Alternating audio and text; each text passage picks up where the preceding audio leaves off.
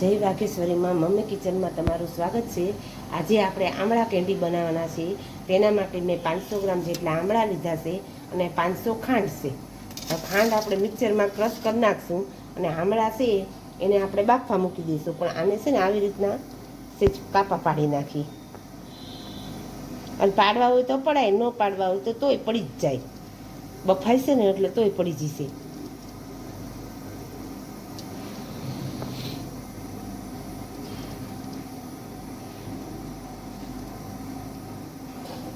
આવી રીતના આપણે બધાય કરી નાખીએ।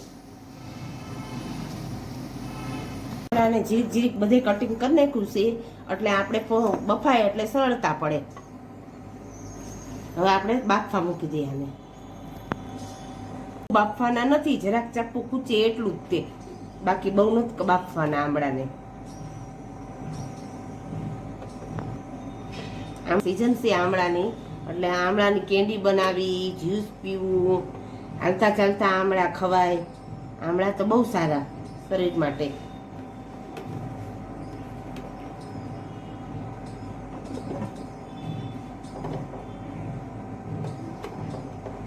હવે આપણે આને ઢાંકણ ઢાંકીને બાફવા મૂકી દઈએ અને 5 કે 10 મિનિટ થશે બાફતા, વધારે સમય નહીં લાગે। હવે આપણે આમળા બફાઈ ગયા છે કે નહીં તે આપણે જોઈ લઈએ। હા, સરસ મજાના બફાઈ ગયા છે। હા, જો એકદમ પીસે એક નોખો પડવા માંડ્યો, સરસ મજાના બફાઈ ગયા છે। હવે આપણે આમળા બધા થાળીમાં લઈ લઈએ।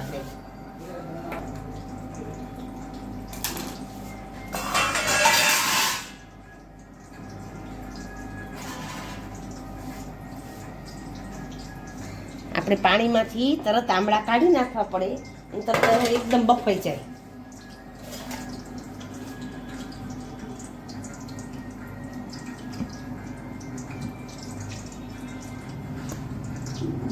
શિયાળો હોય એટલે હામી વરાળ આવે તો વાંધો ન આવે, ઉનાળો હોય તો આમ ન લઈ શકાય। હવે આને આપણે ઠરવા દઈએ, પછી આપણે આગળની પ્રોસેસ કરીએ। હવે આપણે આમળા સરસ મજાના બફાઈ ગયા છે। હવે આપણે જો આસાનીથી પીસ કાઢી નાખીએ।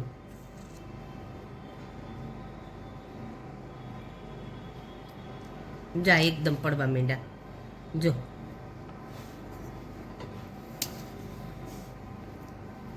આ સરળતાથી ઠળિયો પણ નીકળી ગયો। અને સાલ કાઢવી હોય તો કઢાય, ન કાઢો તોય ચાલે, રાખવી હોય તો રાખી શકાય।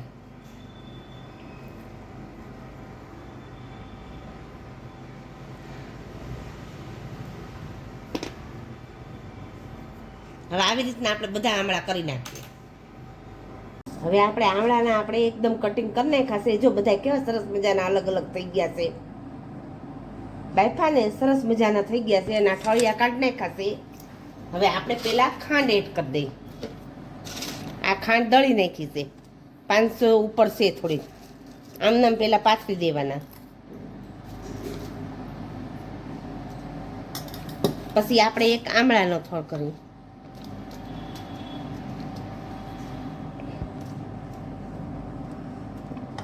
પાસે આપણે ખાંડ એડ કરી દઈએ।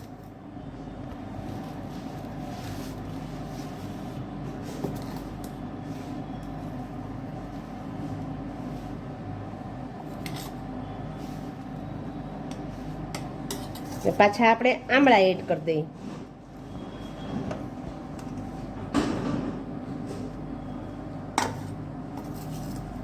પાછી ખાંડ કરી,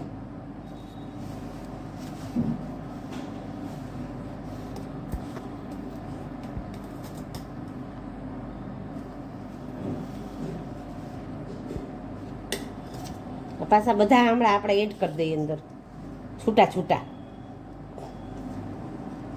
પછી આને ચમચેથી નહીં હલાવવાનો, આને પાથરો ડબ્બો ઊંચો કરીને હલાવવાનો। આમ ચમચો નહીં નાખવાનો।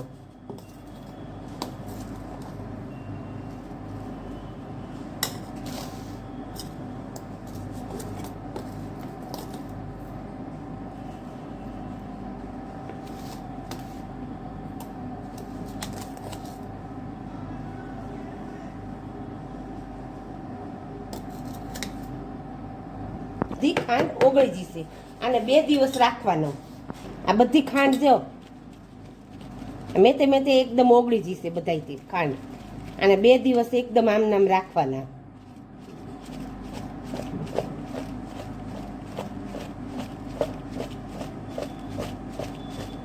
જો બધા હમણાં ચોટવા માંડી ને ખાંડ.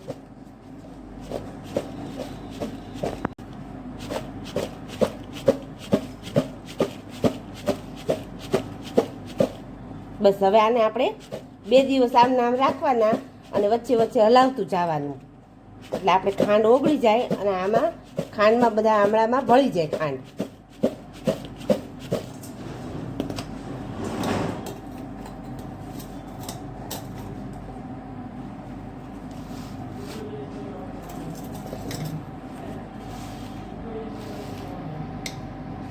લો બસ આવી રીતના રોજ આને હાથેથી હલાવવાનું. હાથેથી આમ નામ કરીને હલાવવાનું. હવે આપણે 2 દિવસ થઈ ગયા છે આમળા કેન્ડીને. હવે આપણે એને એકદમ જો ગળા થઈ ગયા છે, એકદમ પલી ગયા છે, ખાંડ પી દી છે જો એકદમ. હવે આપણે આને તડકે સૂકવી નાખી 2 દિવસ, 2 થી 3 દિવસ.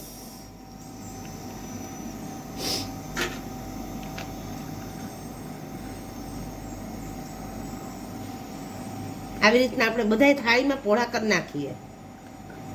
હવે આપણે બધા આમળા થાળીમાં કાઢી નાખાશે. હવે આને આપણે તડકે 2-3 દિવસ સુકાવા મૂકી દઈએ. હવે આપણે સુકાય નહીં ત્યાં સુધી 2-3 દિવસ આપણે તડકે રાખી દઈએ. હવે જો આપણે આમળા કેન્ડી છે આપણી એકદમ સુકાઈ ગઈ છે. જો ખખડે છે, જો ખખડે એવા થઈ ગયા છે, એકદમ સુકાઈ ગયા છે. આને તમારે ખાંડ લગાડવી હોય તો ખાંડ લગાડી શકાય.